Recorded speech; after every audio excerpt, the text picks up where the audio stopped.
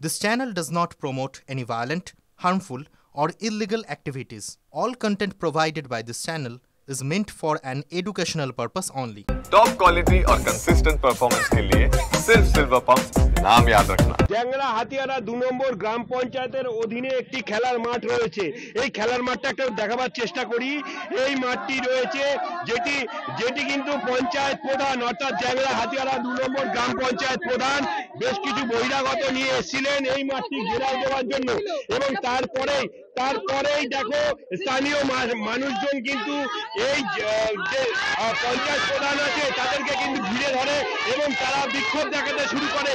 দীর্ঘক্ষণ ধরে আটকে থাকার পরে কিন্তু গোবার থানার পুলিশ এসে এই রীতা গাইন অর্থাৎ জ্যাংড়া হাতিয়ারা যে গ্রাম পঞ্চায়েত প্রধান আছে তাকে কিন্তু উদ্ধার করে নিয়ে যায়। আপনাদের দাবিটা কি? দাবি এই মাঠটা আমাদের দিতে হবে। এতদিন ধরে বাচ্চা কাচ্চা কারা ঘিরতে এসেছিল? প্রধান ঘিরতে এসেছিল।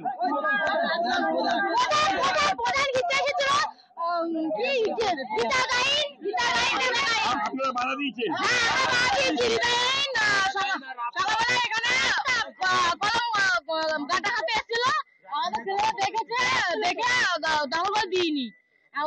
ওনার কথা হলো এই যে অনেকদিন ভুলে আমার ছেলেটা রেখেছে যে জায়গাটা আমাদের কিছু দেবে, দেওয়ার পরে পিছন দিক থেকে জায়গা নেবে। এখন বলতে যাচ্ছে যে ওরা জায়গা দেবে না, ওরা পুরোটাই নেবে। কখনো বলছে এইখানে ময়লা ফেলবে। এই একটা শিশু বাচ্চাদের খিচুড়ি স্কুল, এই খিচুড়ি স্কুল যদি থাকে তাহলে কি করে এইখানে ময়লা ফেলার জীবিকা? এই জন্য আমরা বাধা দিয়েছি। আমরা এখানে উন্নয়নমূলক এখানে যদি ময়লা ফেলা হয়, আজকে এতগুলো বাচ্চা এতগুলো গ্রাম আছে, এই গ্রামের মধ্যে যদি কারোর কিছু হয়, কারোর কিছু ক্ষতি হয়, তার ক্ষতিপূরণটাকে দেবে?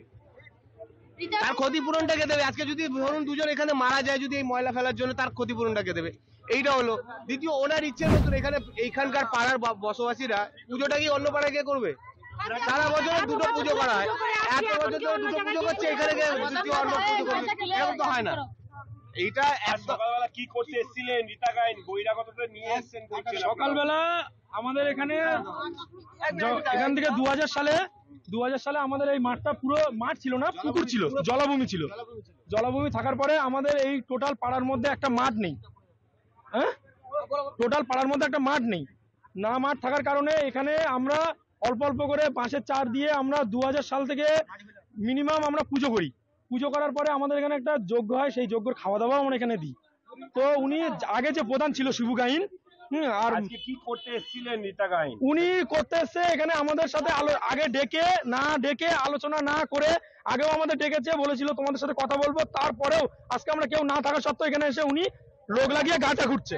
কেন গাটা ঘুরছে? যে উনি গেট করবে, এই জায়গাটা পুরো দখল করে নেবে। এই পাড়ায় এইখানে এই যে স্কুল, আর এখানে উনি ময়লা ফেলা জায়গা করবে বলছে। আমরা পাড়ার লোকরা এটা বাধা দিয়েছি। আর ইভেন আমাদের এখানে একটা মাঠের দরকার আছে। রাজারহাটে যদি 100 মাঠ থাকতে পারে 1 কিলোমিটার পর পর, আর গৌরাঙ্গনগরে 100 মিটারের মধ্যে একটা মাঠ নেই।